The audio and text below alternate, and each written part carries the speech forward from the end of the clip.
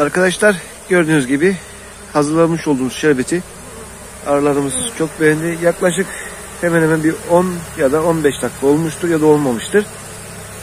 Döktük şerbetimizi, gayet de beğendiler. Ilık verdik.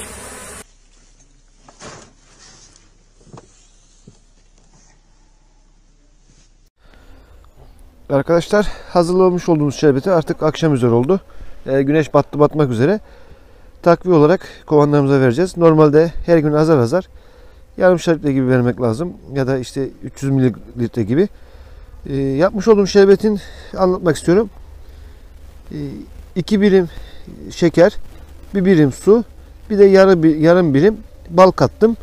Ilık olmasına dikkat ediyoruz arkadaşlar. Ilık olacak. Çok sıcak olmayacak. Soğuk da olmayacak. Arıyı teşvik edecek almaya. Ben şerbetliği dolduruyorum. Çünkü haftada bir kere verebiliyorum. Normalde çok bu. Ama yani yapacak da bir şey yok. Azar azar versek daha faydalı olur. Şimdi biraz sonra arılar bunu almaya başlayacak. Teşvik beslemesi bu dönemlerde çok önemli arkadaşlar. Ne kadar genç yavrular attırabilirsek o kadar faydalıdır. Ona özen gösterelim. Kışa ne kadar genç yavru girersek yavru düzenini gördük zaten.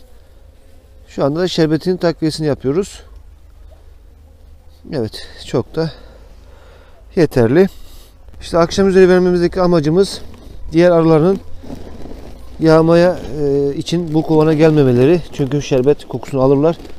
Bu dönem kurak dönem, diğer arıları buraya toplamamız gerekiyor. Arkadaşlar bu tür videoların devamı için videolarımı beğenir, altına yorum yaparsanız ve abone olarak desteklerseniz çok memnun olurum.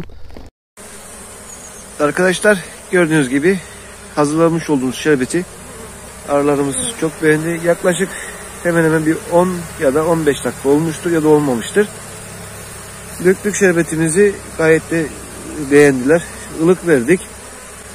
Tekrar açıklamalarda da yazacağım şeker oranlarını ve bal oranlarını.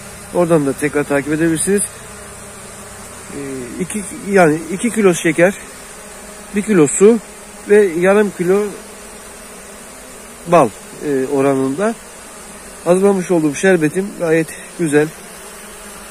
Arıyı ateşleyeceğine inanıyorum ve hızlı gelişimi sağlayacaktır.